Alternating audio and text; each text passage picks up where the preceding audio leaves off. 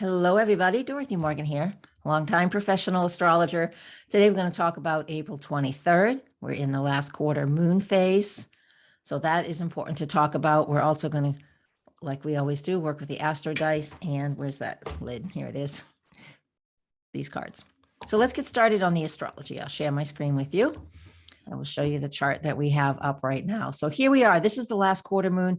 It is today, Saturday, April 23rd. It was at 8 o'clock in the morning, Eastern time zone. That's okay if you're watching this later, because this quarter moon, this last quarter moon, is one that is about tying up lots of loose ends. Now, I know we always talk about the monthly cycle, right? But this is I'm looking at this in a longer way. So we have what's called the lunar gestation cycle. Dietrich Pessin is the one who created it. Solar Fire here it's part of their software. It's a fantastic system to look at because it helps us to follow a lunar phase, lunar cycles that have a longer view than just the quick few weeks that the moon moves through the zodiac in the monthly cycle. I mean, that's important, but that's quick and daily activity. If we want to look at the long-term cycle, we're going to look at the lunar gestation phases. And we are now at that final quarter. Every new moon begins one, and they last for over 3 years, just about 3 years. And it is 3 years, not to the day, but close. And so this last quarter, we've got 9 more months of the moon being in Aquarius. And so I know that's hard to over your head, and I get it. So I just want you to forget the mumbo jumbo there. I want you to astrological mumbo jumbo, which is fascinating to me. Of course, the moon final quarter today, April 23rd, moon in Aquarius, that represents thinking, ideas. And this last quarter wants us to release these things and to process these things and to make sure that I'm going to grab some of my notes here and to make sure that we understand what we've been doing over the last 27 months, because the new moon that started this whole phase, and I want you to look back to these 3 other dates. Okay. I want you to look back to, here it is, January 24th, 2020. We all know what was going on then. That was the new moon that began what we are finalizing now. I knew this would take about 3 years for us to start to finish this whole process of what's going on in the world, at least that one instance. All right. The second quarter, the first quarter, which was October 23rd. And that, so the new moon, we began something, right? January 24th, 2020, initiate something new at, let me get 4 degrees of Aquarius. So find out where early Aquarius is in your chart, because then you'll be able to personalize it, right?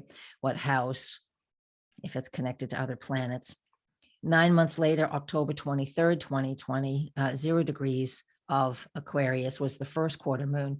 And that first quarter moon is like, what are we focusing on in that lunar gestation phase? What are we focusing on? What activities are we working towards?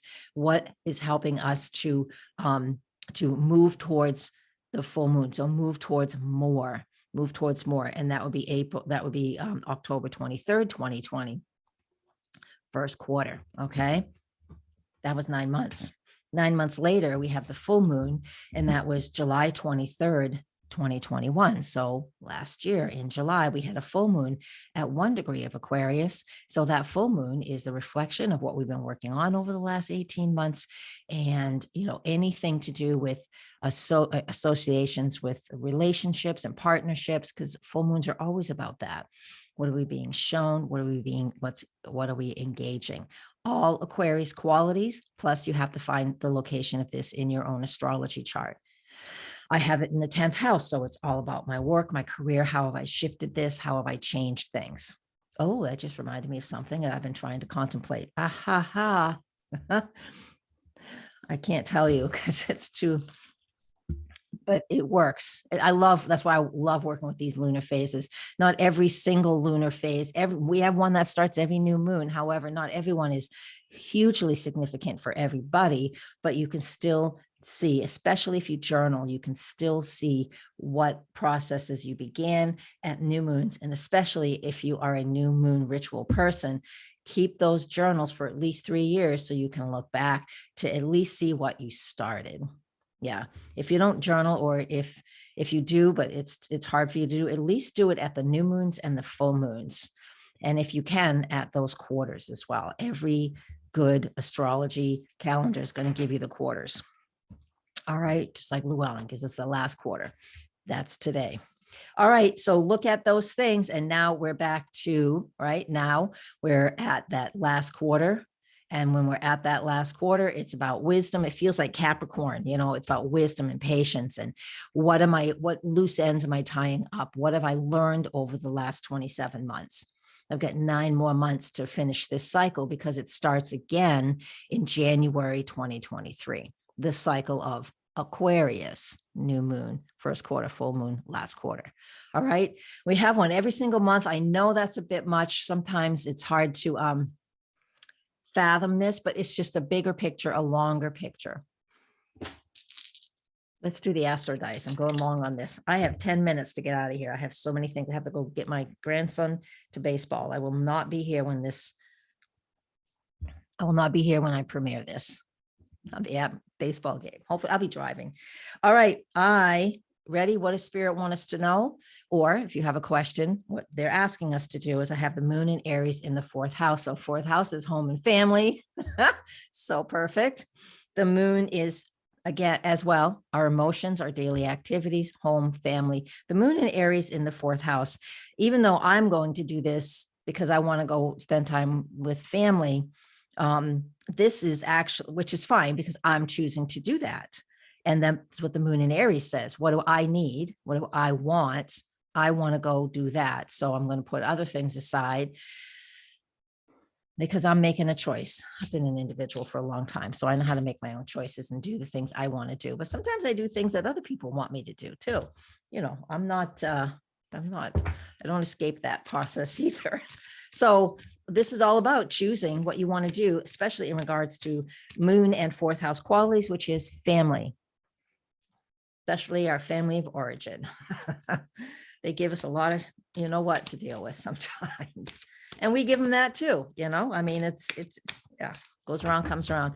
All right. Come to my website, please join the newsletter email list or book a session. This is my profession for decades.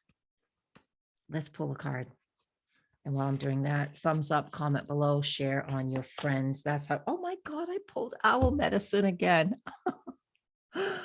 Oh, all right, ladies, gentlemen, persons. This is not uncommon. I want us to make sure that, what this is about is, again, it's more of that Capricorn energy. And it also resonates with the 4th quarter, and the 4th quarter is in the zodiac. It's in the Capricorn area, right? It's 270 degrees away from a beginning point. I know, science. It basically says wisdom and patience and understanding. Let me see if I can glean any more out of the book. I apologize. I'm pulling out the book. I know it's a no, but I'm not a tarot reader. So wisdom, illumination, intuition, clairvoyance, go within. Yeah, I said all those things. So ancient knowledge is emerging. It's the 4th quarter, and it's really telling us to honor that, to really honor the wisdom of what you know is the truth. Oh, there's that message for me again. I know I've got to make a decision about something, and it's big, something that, the pandemic definitely brought to my attention. So nothing bad. I'm still here. Just a personal choice of something. All right. What's your personal choices? Only don't get too personal because this is a public forum, but if you want to write it below, you're more than welcome. Ladies, thank you so much. And because there's mostly ladies here, I apologize. Gentlemen, people, thank you. Thank you, everybody. You guys are amazing to me. You always uplift me and support me, even when I need it and I don't show it. You know who you are. Thank you so much, everybody. Blessings, and I will see you tomorrow. Have a great day.